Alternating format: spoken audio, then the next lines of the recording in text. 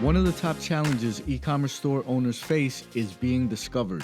And sitting around waiting for visitors to just magically appear is not going to change that.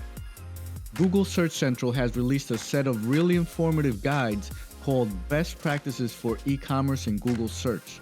These guides were originally made for web developers, but we can all agree that the information found in it can be useful to anyone with an online store. I will post the source in the description for those of you who would like to read it, but here's my breakdown with some examples to help grasp the concepts we're being presented with. Google calls each place where your product ads and e-commerce content appear surfaces. These are Google Search, Google Images, Google Lens, Google Shopping, Google My Business, and Google Maps. Having knowledge of how each surface works and its function in Google's ecosystem will help you create the right content for each one so you can extend your reach and find the right customers. Or better yet, they'll find you.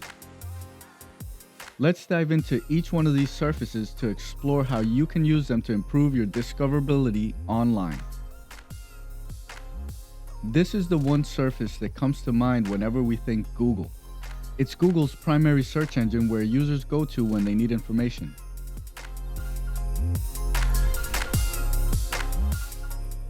Googlebot. This is the generic name for Google's web crawler, which is simply an automated software that crawls the web to fetch as many pages from the entire web and sends them back to Google to be stored or indexed. Think of this as an electronic address book where your website pages and content are stored with the address of each one so it can later be presented as a search result to a Google user when they perform a search.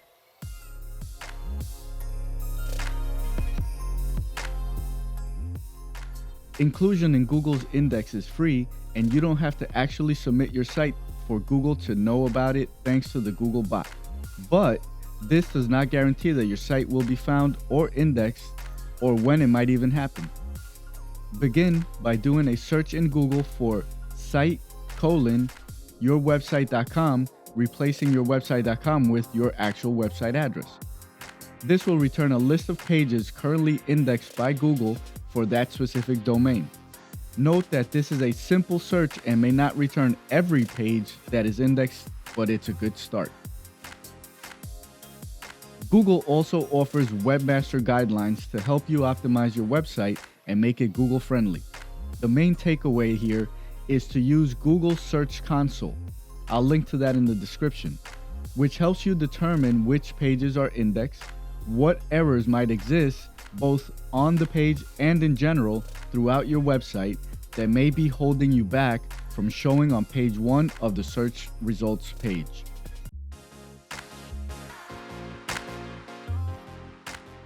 Google Images is a visual search engine to help you find information visually. Your product images and the images used in your content can also be indexed by Google to drive visitors to your website. And of course, there's a way to optimize those as well so you can use images to your advantage.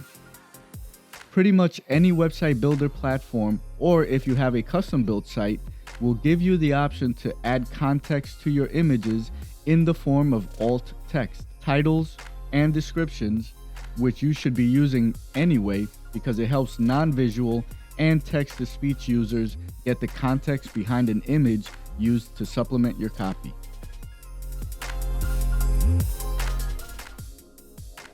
You can now search with your camera, as Google Lens lets you search what you see.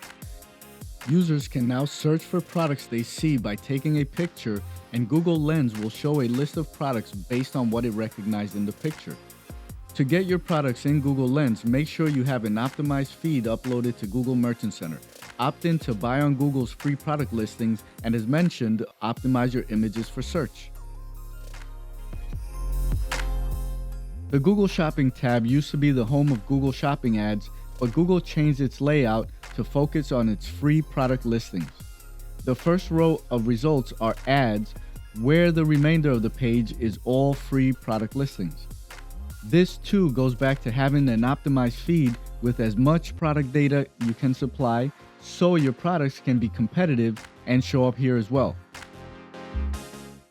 By submitting your business information to Google My Business, you can turn people who find you on Google Search and Google Maps into potential new customers by personalizing your business profile with photos, offers, posts, and more.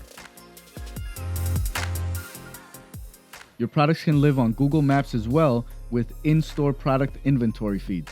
This type of feed has a few required attributes and can be sent to Google via a tab-delimited file, XML file, or through the Google Content API.